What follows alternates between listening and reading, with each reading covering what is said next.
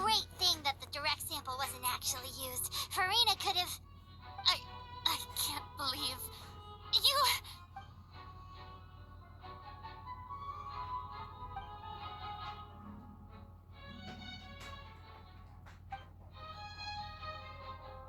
Listen to me, everyone. Please don't give me such cold and disdainful looks. What happened just now didn't prove a single thing. Think about it. How can you conclusively prove that an Archon can't also be affected by the primordial seawater? Also, if I was really just a human, why would I dare to just put my hand in that kind of water?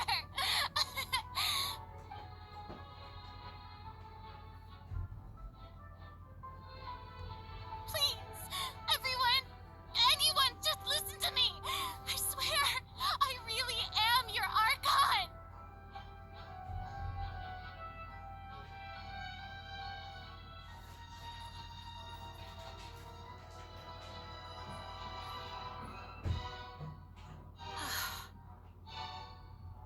I don't think anything she says at this point will sway anyone.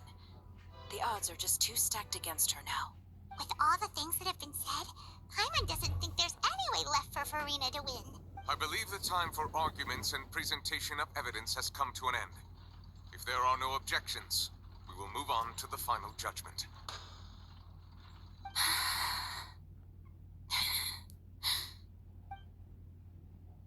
I don't think anything she says at this point will sway her. She's too stacked against her now.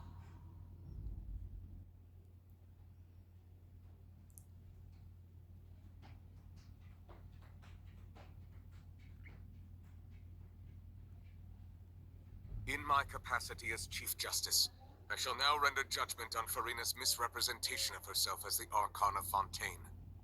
As a human who knowingly deceived her fellow citizens, Farina is... guilty.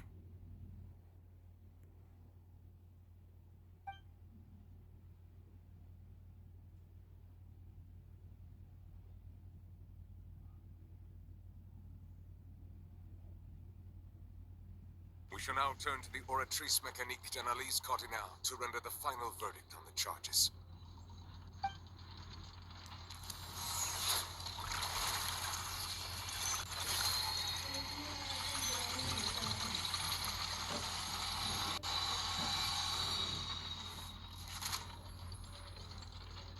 According to the judgment of the Oratrice Mécanique d'Analyse Cardinale, Farina is...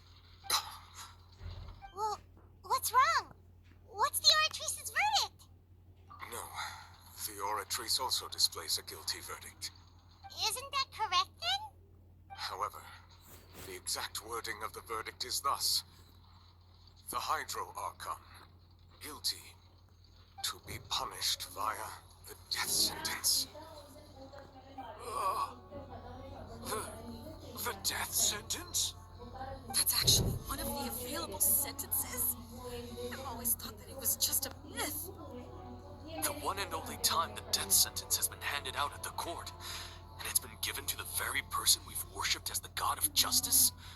What an unexpected twist. Farina's been sentenced to death by the Oratrice?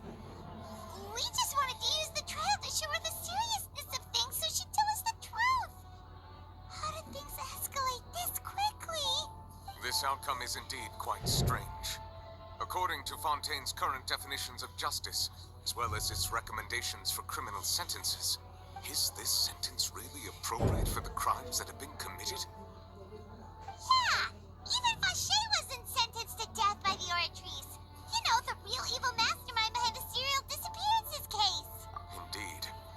Not only is Farina's sentence overly excessive, the very point of our trial today was also to prove that Farina has never been the Hydro Archon in the first place. But now, the Oratrice seems to have deliberately invoked the title of the Hydro Archon.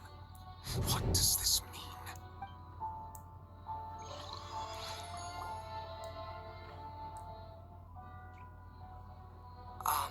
Excuse me, if I may interrupt. Is the trial still going? Fremine! You finally made it. I assume this means you've completed your mission? Mm-hmm. Any mission Father assigns to me will always be top priority. Is that the first prophecy slate? Huh. So the Knave privately arranged for Fremine to try and find the missing slate. I looked everywhere and finally found it at the bottom of the sea. It took me a long time to get around some dangerous stretches of water. But has the trial already concluded? Then doesn't that mean I've come too late? Oh no. Father will be disappointed in me. Thank you for your hard work, Mr. Fremine. Please allow me to review the record left on the slate. Traveler, I believe that you have already seen the other existing slates. We'd like you to come here and confirm their contents. Huh? So what do you see? What is it?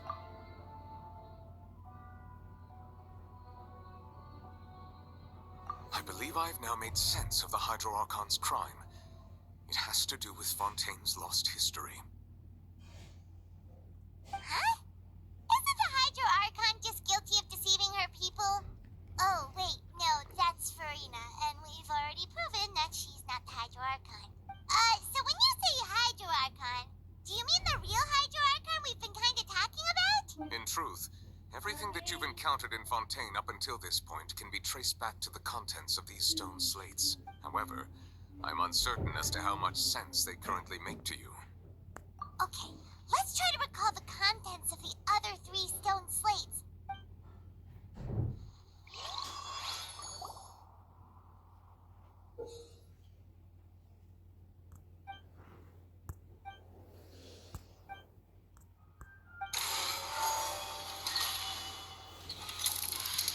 The first stone slate describes what you just said. It seems to show the previous Hydro Archon using her divine power. Does that mean that Fontainians are transformed Oceanids? Oh, Paimon wasn't expecting that. But if Oceanids can turn into humans, then perhaps this process can be reversed as well. The second stone slate shows Celestia floating in the sky, and the Hydro Archon and her people worshipping it together. But the heavens still brought judgment down upon them. This must be the point when the Hydro Archon and the Fontainians were branded with their original sin. Does this mean that the original sin and the Hydro Archon sin are the same thing? The third slate shows the Hydro Archon sinking into the sea surrounded by many people. That reminds Paimon, didn't we also watch that happen to someone else? Well, the fourth slate is the prophecy the Fontainians have been talking about. People dissolving into the sea, the Hydro Archon crying on her throne, and so on. We didn't believe that such a crazy disaster could happen at first, did we? But after that incident, it was just a question of when and not if.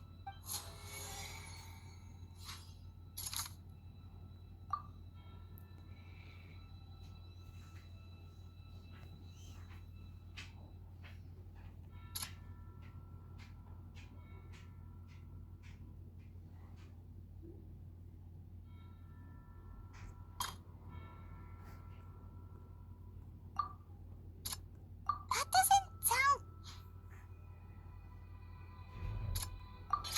It's not as simple as falling into the sea.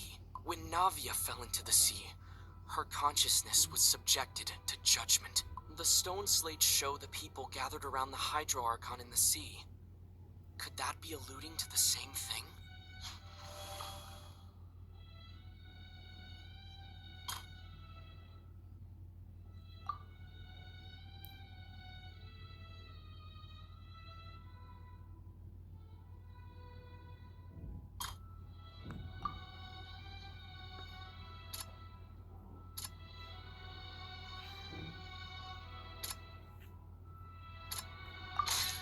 We know from the case of the serial disappearances of young women, and the first stone slate tells us that long ago, the Hydro Archon used her power to... This might be the reason that Fontainians can dissolve.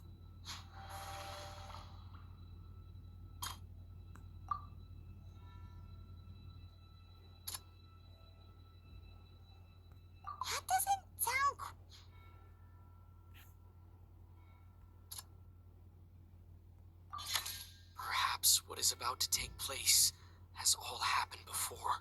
The true sin of the Hydro Archon that Nervalette mentioned, and the original sin cast down on the people of Fontaine by Celestia, as recorded on the stone slates.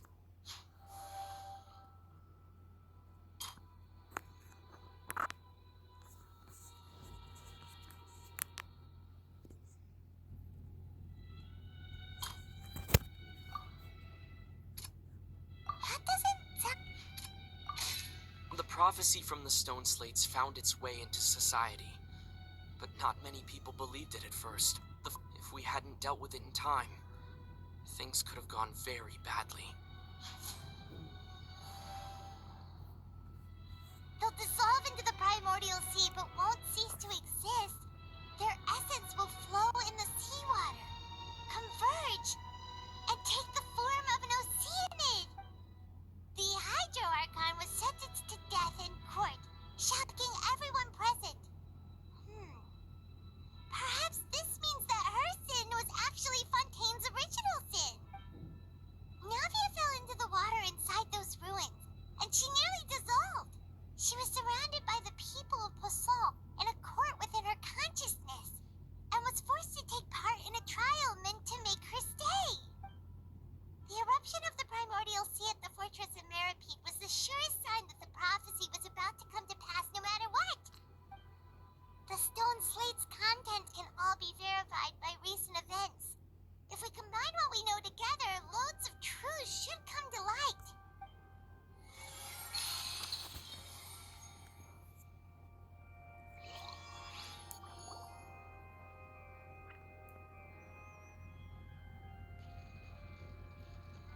Huh? Oh, Paimon gets it now! So that's how you can make sense of it. But then it feels like we're going to have to share some truly shocking revelation. Let's hear them. Incredible. Linny, did you hear that? We're not real humans. All Fontainians were originally created by the late previous Hydro Archon, with oceanids as their basis. The evidence for that can be found in how only Fontainians could dissolve in primordial seawater, and how all the girls Vacher dissolved were also turned into oceanids. Oh, and according to Navia, when she was about to get dissolved, she also saw everyone gathered around for a trial, all of them in the shape of oceanids. Indeed. Yeah, and it follows from the content of the first slate that she probably angered Celestia by creating humans without prior permission. That could also explain why the Oratrice judged the Hydro Archon to be guilty. It's to account for that ancient sin. The Hydro Archon's true sin was creating us? And yet, after many hundreds of years, the Hydro Archon's creations have turned around to try to judge the Archon within the Opera Epiclese. The twists of history are often the most unexpected of all. Yeah, isn't the image here just like when Navia fell into the sea? So wouldn't it be trying to show the image of the Hydro Archon also falling into the sea once the prophecy has been fulfilled in the fourth slate? In the end, the people will all be dissolved into the waters, and only the Hydro Archon will remain weeping on her throne. Only then will the sins of the people of Fontaine be washed away. Did Paimon get all that right? You've made some keen deductions. I must say, given how much you still don't know, it is impressive that you've already managed to connect so many pieces of the truth. However, while you were able to decode all the information on the slates, they've also been etched with an additional layer of hidden information using a different power source. When we were at the ruins, I tried to decipher the hidden information recorded in the slates. But since we only had 3 slates at the time, I was unable to come to a full conclusion. Now that the slate collection is complete, I shall make another attempt to decipher the narrative recorded within. If everything goes well, we should finally be informed of the unadulterated truth.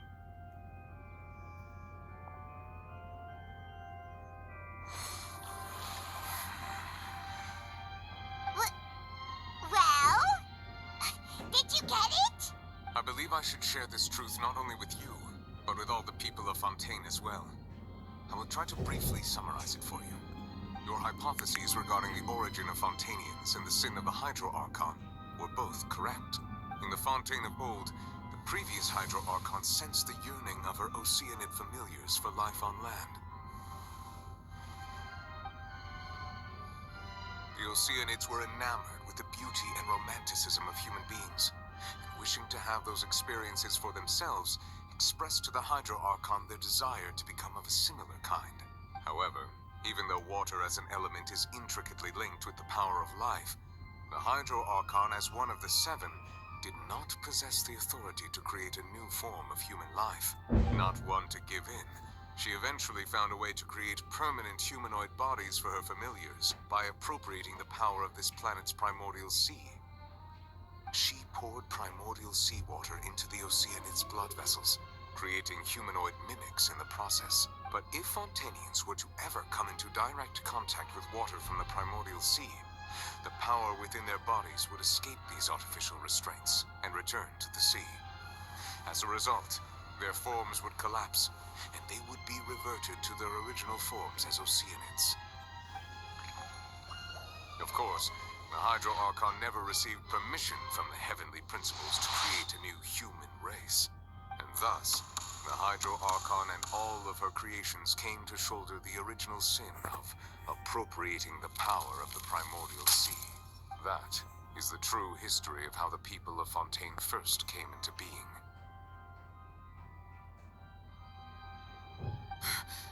So we were all Oceanids before we turned into human beings? That's way too much information for me. I think I'm just going to pretend that I never heard a single thing. Wait, but if that's the truth, we can't let the Hydro Archon be sentenced to death. After all, her only sin was creating us. This really might be too much information for your regular Fontainian, but it does answer a lot of our questions. Alas, your hypothesis regarding the third and fourth stone slates was inaccurate. The slates' respective positions are, in fact, correct. A key point of the visual on the third slate is how all the individuals depicted in the water are humans rather than Oceanids. They have not been dissolved, which implies that the water depicted in this slate is not water from the primordial sea. The nation of Fontaine is the nation of Hydro, as well as the nation of trials and justice. Instead of being the literal element, the water in the scene symbolizes judgment and justice. You may also recall Navia's experience. When she fell into the sea, her consciousness was surrounded by that of many others who intended to hold a trial to determine her fate. Therefore, the meaning of the third slate is that the people of Fontaine shall try the Hydro Archon at the court of justice. Yes, it refers to our present situation. I think I'm following now. So, what you're saying is, even though we decided to put on this trial to avoid fulfilling the prophecy, in truth, everything we've done has happened exactly as the prophecy foretold. So now, it seems, we're the ones making sure it comes true. What should we do? No matter what, the prophecy will be fulfilled. Is this what it feels like to be a prisoner of fate? If that's the case, does that mean the scene in the fourth slate will also be fulfilled soon? Traveler, I would like to point out another small fallacy in your deductions. About the fourth slate, you probably thought that the eruption of primordial seawater beneath the fortress of Meripede served as the surest sign that the prophecy was about to come to pass, yes? However, I believe that rather than being a sure sign, that eruption could in fact only be a small warning of something far worse to come. As for the root cause of the catastrophe, I believe you've already encountered it once before.